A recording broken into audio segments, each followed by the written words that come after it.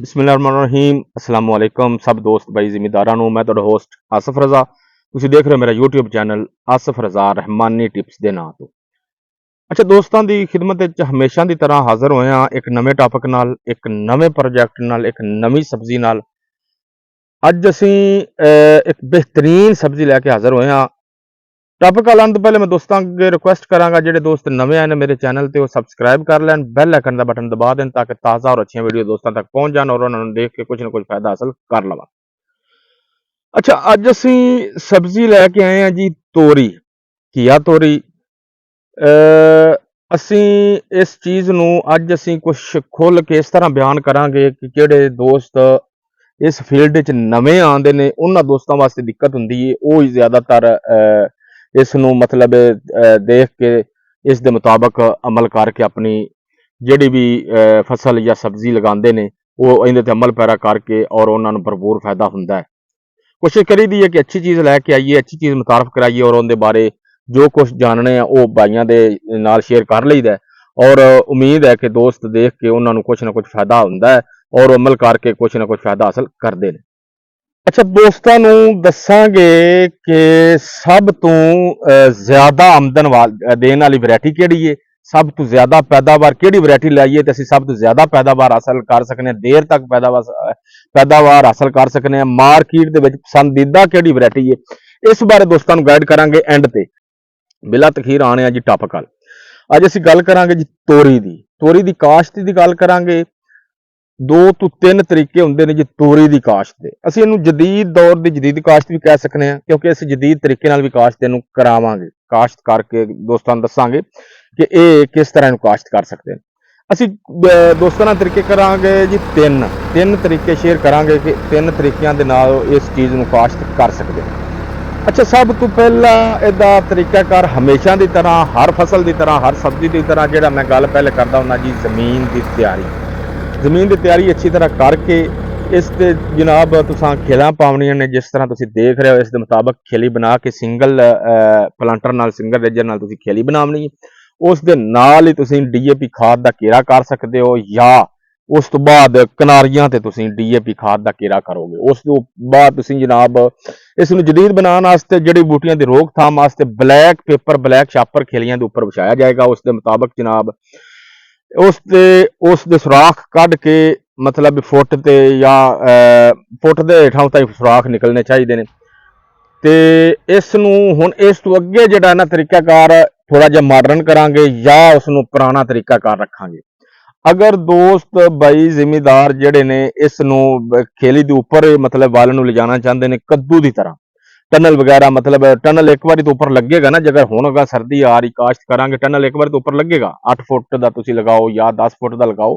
ਉਸ ਤੋਂ ਬਾਅਦ ਜਦੋਂ ਫਰਵਰੀ ਐਂਡ ਜਾਂ ਮਾਰਚ ਸ਼ੁਰੂ ਤੇ ਜਾਂ ਉਸ ਤੋਂ ਪਹਿਲੇ ਟੈਂਪਰੇਚਰ ਦੀ ਸੂਰਤ ਹਾਲ ਦੇਖ ਕੇ ਅਗਰ ਆਪਾਂ ਟਨਲ ਲਾ ਦੇਾਂਗੇ, ਉਹ ਦੋਸਤ ਜਿੰਨਾ ਵਾਂਸ ਵਗੈਰਾ ਨਹੀਂ ਲਗਾਣੇ ਜਾਂ ਵਾਂਸ ਲਗਾ ਕੇ ਨੈਟ ਦੇ ਉੱਪਰ ਕਈ ਦੋਸਤ ਵੈਲ ਨੂੰ ਚੜਾਉਂਦੇ ਨੇ ਜਾਂ ਵੱਡੇ ਟਨਲ ਲਾਏ ਹੁੰਦੇ ਨੇ, ਉਹਨਾਂ ਦੇ ਹਰ ਖੇਲੀ ਦਾ ਅਲੱਗਾ ਨੈਟ ਲੱਗਿਆ ਹੁੰਦਾ, ਜਾਲੀ ਲੱਗੀ ਹੁੰਦੀ ਜਿਹਦੇ ਉੱਪਰ ਵੱਲ ਨੇ ਚੜ੍ਹਨਾ। ਇਹ ਨੇ ਜੀ ਜਦੀਦ ਤਰੀਕੇ। ਮੈਂ ਸਭ ਤੋਂ ਪਹਿਲੇ ਸਾਦਾ ਤਰੀਕਾ ਇਹ ਹੈ ਜੀ, ਖੇਲੀ ਉਹ ਕਮ ਅਜ਼ ਕਮ 10 ਤੋਂ 12 ਫੁੱਟ ਦੀ ਖੇਲੀ ਬਣੇਗੀ, ਜਿਸ ਤਰ੍ਹਾਂ ਅਸੀਂ ਕੱਦੂ ਦੀ ਖੇਲੀ ਬਣਾਣੇ। ਅਗਰ ਉਹਨਾਂ ਦੋਸਤਾਂ ਨੇ ਇਹ ਸਾਦਾ ਲਗਾਉਣਾ ਹੈ, ਵਾਂਸ ਵੀ ਨਹੀਂ ਲਗਾਉਣਾ, ਟਨਲ ਵੀ ਨਹੀਂ ਲਗਾਉਣਾ, ਉਹਨਾਂ ਕੱਦੂ ਦੀ ਤਰ੍ਹਾਂ ਖੇਲੀ ਦੇ ਉੱਪਰ ਹੀ ਵੱਲ ਨੂੰ ਲਿਜਾਣਾ ਤੇ ਫਿਰ ਉਹ 10-12 ਦੀ ਬਜਾਏ ਸਿਰਫ 5 ਫੁੱਟ ਦੀ ਖੇਲੀ ਬਣਾਉਣਗੇ। ਕਿਉਂਕਿ ਮੈਂ ਹਮੇਸ਼ਾ ਦੀ ਤਰ੍ਹਾਂ ਇਸ ਗੱਲ ਨੂੰ ਵੀ ਥੋੜਾ ਜਿਹਾ ਜਦੀਦ ਕਰਾਂਗਾ ਕਿ ਕਮ ਲਾਗਤ ਤੇ ਆਮਦਨ ਜ਼ਿਆਦਾ ਦੀ ਇੱਥੇ ਗੱਲ ਆ ਜਾਂਦੀ ਹੈ। ਅਗਰ ਤੁਸੀਂ ਖੇਲੀ 5 ਫੁੱਟ ਦੀ ਬਣਾਓਗੇ, ਤੁਸੀਂ ਨਾਲ ਦੀ ਇੱਕ ਖੇਲੀ ਤੇ ਤੁਸੀਂ ਤੋਰੀ ਕਾਸ਼ਤ ਕਰੋਗੇ, ਅਗਲੀ ਖੇਲੀ ਤੇ ਤੁਸੀਂ ਜਨਾਬ ਪਿਆਜ਼ ਵਗੈਰਾ ਦੀ ਕਾਸ਼ਤ ਕਰ ਸਕਦੇ ਹੋ। ਜਦੋਂ ਮੌਸਮ ਟੈਂਪਰੇਚਰ ਗਰਮ ਹੋਏਗਾ, ਛਾਪਰ ਉੱਪਰੋਂ ਲਾਵਾਂਗੇ, ਇਹਦੇ ਉੱਤਰ ਜਿਹੜਾ ਛੋਟਾ ਟਨਲ ਹੈ ਉਹ ਲਾਵਾਂਗੇ, तो खेली उन्हें नो प्याज तैयार हो जाएगा, प्याज अपना पट के मार्केट सुट लांगे, वो खेली बराबर करके चलो जी वालों दे चढ़ी जाएगी। ठीक हो गया जी। अगों आ गया जी दूसरा तरीका है जी, जेड़े दोस्त जिम्मेदार ने लगाना है जी वांस, अपना खेली के उपर वांस लगाएंगे, वांस के नाल नैट जाली लगा के उनके उपर बैल नूं चढ़ाएंगे।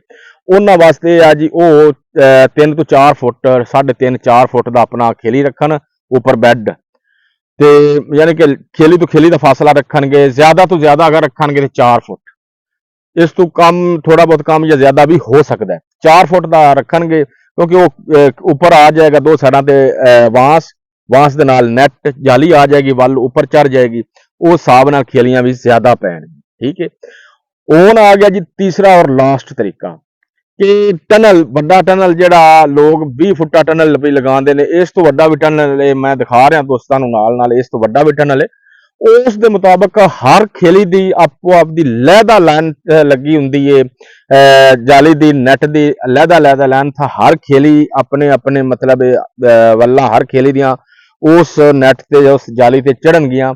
ਇਸ ਦੇ ਨਾਲ ਮਤਲਬ ਖੇਲੀਆਂ ਛੋਟੀਆਂ ਪੈਣਗੀਆਂ, ਜਿਸ ਤਰ੍ਹਾਂ ਤੁਸੀਂ ਦੇਖ ਰਹੇ ਹੋ ਉਸ ਟਨਲ ਦੇ ਹਿਸਾਬ ਨਾਲ, ਯਾਨੀ ਕਿ 3 ਤੋਂ 4 ਖੇਲੀਆਂ ਉਹਦੇ ਵਿੱਚ ਆ ਸਕਦੀਆਂ ਨੇ, ਤੁਹਾਡੇ ਸਾਹਮਣੇ ਆ ਰਿਹਾ। ਇਸ ਤਰ੍ਹਾਂ ਯਾਨੀ ਕਿ ਹਰ ਖੇਲੀ ਦੇ ਆਪੋ ਆਪ ਦੀ ਲਹਿਦਾ ਜਾਲੀ, ਆਪੋ ਆਪ ਦਾ ਲਹਿਦਾ ਨੈਟ ਹੋਏਗਾ, ਉਹਦੇ ਉੱਪਰ ਵੇਲ ਚੜ ਜਾਏਗੀ। ਮਤਲਬ ਜਿਸ ਤਰ੍ਹਾਂ ਜਿੰਨਾ ਜਿੰਨਾ ਆਪਾਂ ਖਰਚਾ ਕਰਾਂਗੇ, ਖਰਚੇ ਦੇ ਮੁਤਾਬਕ ਹੀ ਸਾਡੀ ਆਮਦਨ ਵੀ ਇਨਸ਼ਾਅੱਲਾ ਹੋਏਗੀ। ਪੰਜਾਬੀ 'ਚ ਕਹਿੰਦੇ ਨੇ ਕਿ ਜਿੰਨਾ ਗੁੜ ਪਾਈਏ ਉਨਾ ਹੀ ਮਿੱਠਾ ਹੁੰਦਾ ਹੈ। ਲਿਹਾਜ਼ਾ ਜਿੰਨਾ ਅਸੀਂ ਖਰਚਾ ਅਫੋਰਡ ਕਰ ਸਕਾਂਗੇ, ਵੱਡੇ ਟਨਲ ਦਾ ਖਰਚਾ ਅਫੋਰਡ ਕਰ ਸਕਾਂਗੇ, ਤਾਂ ਉਸ ਦੇ ਮੁਤਾਬਕ ਸਾਡੀ ਆਮਦਨ ਵੀ ਇਨਸ਼ਾਅੱਲਾ ਜ਼ਿਆਦਾ ਹੋਏਗੀ। ਅਗਰ ਉਸ ਤੋਂ ਛੋਟਾ ਟਨਲ ਲਾਵਾਂਗੇ, ਉਹ ਮਤਲਬ ਉਸ ਤੋਂ ਵੀ ਛੋਟਾ ਲਾਵਾਂਗੇ। 3 ਤਰੀਕੇ ਆ ਗਏ ਜੀ ਦੋਸਤਾਂ ਦੇ ਸਾਹਮਣੇ। ਮੁਖਤਸਰ ਗੱਲ ਨੂੰ ਕੀਤਾ, ਥੋੜੇ ਟਾਈਮ ਦੇ ਵਿੱਚ ਵੀ ਗੱਲ ਨੂੰ ਕੁੰਜਿਆ, ਦੋਸਤਾਂ ਨੂੰ ਕੋਸ਼ਿਸ਼ ਕੀਤੀ ਕਿ ਸਮਝਾਈਏ। ਹੁਣ ਆ ਗਈ ਜੀ ਵੈਰਾਈਟੀ ਦੋਸਤਾਂ ਨੂੰ ਦੱਸਾਂਗੇ ਜੀ। ਸਭ ਤੋਂ ਜ਼ਿਆਦਾ ਆਮਦਨ ਦੇਣ ਵਾਲੀ ਜਿਹੜੀ ਵੈਰਾਈਟੀ ਹੈ, ਉਹ ਵੈਰਾਈਟੀਆਂ ਤਾਂ ਸਾਰੀਆਂ ਹੀ ਅੱਛੀਆਂ ਨੇ, ਅਸੀਂ ਕਿਸੇ ਨੂੰ ਕੋਈ ਬੁਰਾ ਨਹੀਂ ਕਹਿੰਦੇ। ਸਭ ਤੋਂ ਅੱਛੀ ਵੈਰਾਈਟੀ ਹੈ, ਦੋਸਤ ਜਿਹੜੇ ਲਗਾਉਂਦੇ ਨੇ ਉਹਨਾਂ ਦੇ ਮਸ਼ਵਰੇ ਦੇ ਮੁਤਾਬਕ ਮੈਂ ਗੱਲ ਕਰ ਰਿਹਾ। ਸਭ ਤੋਂ ਵੱਡੀ ਵੈਰਾਈਟੀ ਪਹਿਲੇ ICI ਸੀ, ਹੁਣ LCI ਦੀ ਵੈਰਾਈਟੀ ਜਿਹੜੀ ਹੈ, ਦੋਸਤਾਂ ਦਾ ਮਸ਼ਵਰਾ ਇਹ ਆ ਕਿ ਬਿਹਤਰੀਨ ਹੁੰਦਾ ਝਾੜ ਹੈ, ਉਸ ਉੱਤੇ ਤੋਰੀ ਕੋ ਨਹੀਂ। ਬਹਰਹਾਲ ਉਸ ਤੋਂ ਬਾਅਦ ਅਲਮਦੀਨਾ ਸੀਡ ਵਾਲੇ ਵੀ ਦੇ ਰਹੇ ਨੇ, ਅੱਛੀ ਤੋਰੀ ਹੈ। ਅਲਨਬਾਤ ਵਾਲੇ, ਮਤਲਬ ਕਈ ਕੰਪਨੀਆਂ ਨੇ ਆਪੋ ਦੇ ਸੀਡ ਸਾਰੇ ਕੋਸ਼ਿਸ਼ ਕਰਦੇ ਨੇ ਸਾਡਾ ਸੀਡ ਬਿਹਤਰੀਨ ਤੋਂ ਬਿਹਤਰੀਨ ਹੋਵੇ।